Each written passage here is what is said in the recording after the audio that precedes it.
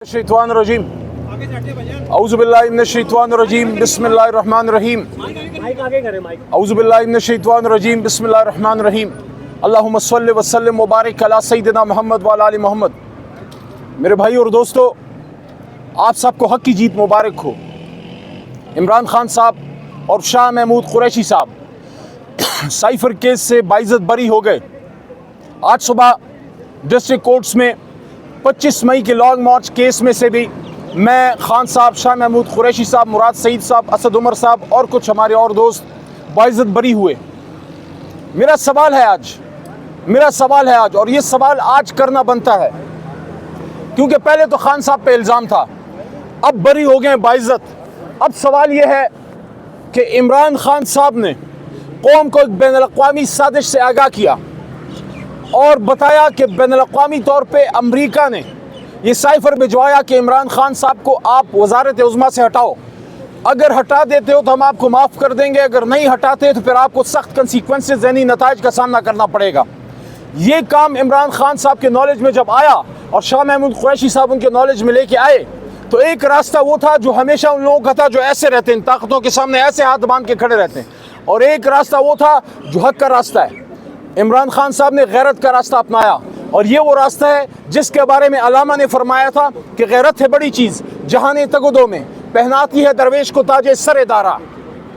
कौम को बताया, कौम साथ खड़ी हुई, और आज आप देखिए इमरान खान अंदर हैं, पार्टी को एक तरह से आप समझे बैन ही है, उससे जनाब निशान छीन लिया गया, लोगों को उठाया गया, चादर चार दीवारी का तक़द्दुस पामाल किया गया। इमरान खान साहब को गोलियाँ जो वो मारी गई, उन पे हमला करने वाले जो है वो बाहर निकल गए, उनकी ज़मानतें हो गई। खान साहब जेल में 300 दिन से ज़्यादा हो गए, निशान तक छीन लिया गया, किसी को चारपाई, किसी को पत्नी क्या हथौड़ा, किसी को क्या। कौम ने निकल के पूछ के जो है वो वोट डाला, और 8 फरवरी को कौम ने अपना फैसला सुना दिया। कौम ने जो फैसला सुनाया उसकी तौसीक़ आज हाई कोर्ट से हो गई कि इमरान खान बाइज़्ज़त बरी हो गए।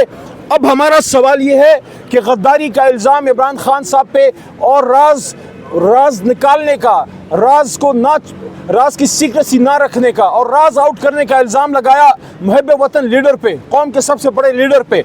अब जब वो बाइज़्ज़त बरी हो गया है, क्या हम ये सवाल करने का हक रखते हैं कि एक मोहतरम सरकारी अफसर ने, जनाब DG ISPR साहब ने कुछ दिन पहले ये बात की थी कि माफ़ी मांगनी पड़ेगी, उसका तो फैसला आएगा 9 मई का। अल्हम्दुलिल्लाह मेरा 9 मई का आ चुका है, मैं उससे बाइज़्ज़त बरी हो चुका हूँ, तो मुझसे माफ़ी कौन मांगेगा। लेकिन आज जब ये दो साहिबान, एक पाकिस्तान के साबिक़ वज़ीर आज़म और एक पाकिस्तान के 2 बार के साबिक़ वज़ीर ख़ारजा, पाकिस्तान की एक अहम तरीन अदालत से बाइज़्ज़त बरी हुए हैं, गद्दारी का इल्ज़ाम ख़त्म हो गया है, उन पे राज आउट करने का इल्ज़ाम ख़त्म हो गया है, साइफर केस से बरी हो गए हैं, साइफर केस हवा में उड़ गया है। अब आप हमें बताइए, इमरान खान और शाह महमूद कुरैशी से कौन माफ़ी मांगेगा।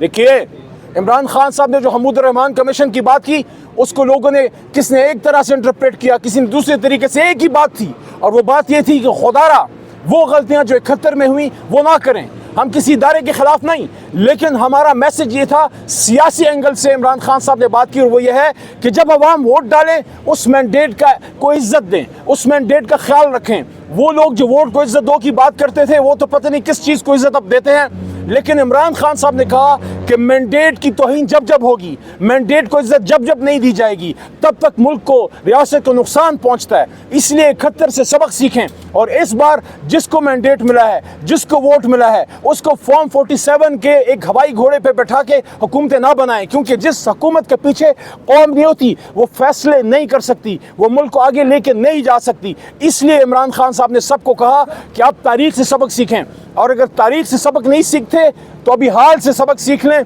मैं दोबारा ये कहना चाहता हूँ कि इमरान खान साहब ने साइफर में पाकिस्तान के एक निडर और गैरतमंद वज़ीर आज़म और कौमी लीडर होने का सबूत दिया।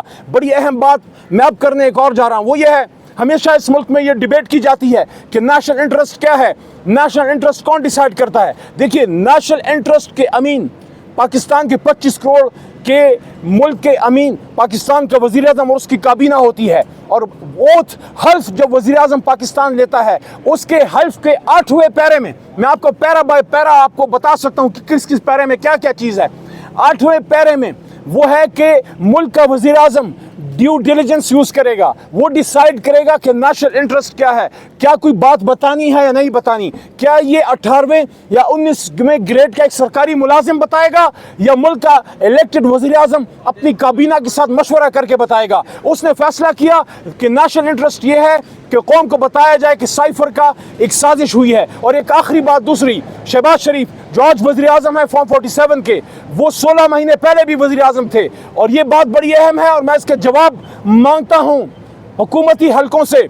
और मैं समझता हूँ कि शहबाज शरीफ साहब से सवाल पूछा जाना चाहिए कि शहबाज शरीफ साहब, आप जब वज़ीर आज़म थे आपने नेशनल सिक्योरिटी कमेटी की मीटिंग की और उसमें आपने इमरान खान साहब के नीचे होने वाली नेशनल सिक्योरिटी कमेटी की मीटिंग में, जिसमें साइफर पर फैसला किया गया कि बैनुल-अक़वामी ताकत अमेरिका को डिमाश किया जाएगा और ये ब्लेड इंटरफेरेंस है, आपने तौसीक की। फिर आप कहते थे कि कौन सा साइफर, आप साइफर से इनकारी थे। शहबाज शरीफ साहब, आप बतौर वज़ीर आज़म साइफर से इनकारी हो गए। जब आप साइफर से इनकारी कर रहे थे तो फिर आपने वो नेशनल सिक्योरिटी कमेटी की मीटिंग किस डॉक्यूमेंट पे की, और जब आप इनकारी बन गए तो फिर ये केस किस चक्कर में चलाया। और आज जब ये बात साबित हो गई कि साइफर था तो आप तो इनकारी थे, क्या आप झूठ बोलने के मुर्तकिब नहीं हुए? शहबाज शरीफ साहब, क्या आप पे 62-63 नहीं लगना चाहिए कि बतौर वज़ीर आज़म आपने उस साइफर से इनकार किया जिस पे इमरान खान साहब को आपने 300 दिन से जेल में रखा? आज इमरान खान साहब बरी हुए हैं, कौम को मुबारक हो। इंशाल्लाह इस मलंग के मुंह से जो बात उस वज़ीर आज़म हाउस में निकली थी कि 2/3 से मेरा लीडर फिर आएगा, इसी ऐवान में, इसी कुर्सी पर अल्लाह के हुक्म से आएगा। जल्द वो वक्त आने वाला है कि कौम का लीडर अडयाला से सुर्ख रूह होकर निकलेगा और वज़ीर आज़म हाउस में अवाम की ताकत से बतौर वज़ीर आज़म एक बार फिर इंशाल्लाह हल्फ उठाएगा। पाकिस्तान जिंदाबाद, इमरान खान साहब और साथ में शाह महमूद कुरैशी और तमाम हक परस्त पाइंदाबाद।